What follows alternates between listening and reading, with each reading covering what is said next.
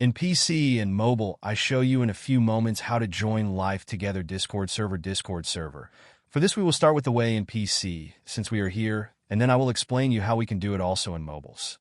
To do this, click on the Discover icon that we can see in the lower left corner of our application. Now click on Servers and go to the search box that you will see in the upper right corner and type Live Together.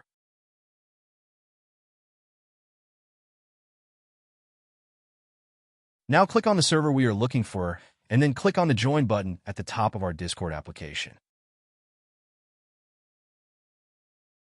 Congratulations, you are already inside the Discord server on PC. On mobiles, it is quite likely that you cannot do this same process as it does not usually show the option to discover. That's why I'll leave a link to access to this server in the description of this video. Simply access the description and click on it, and thereby automatically access the Discord server without doing anything else. Please give a like to this video, comment, and subscribe. Until the next one.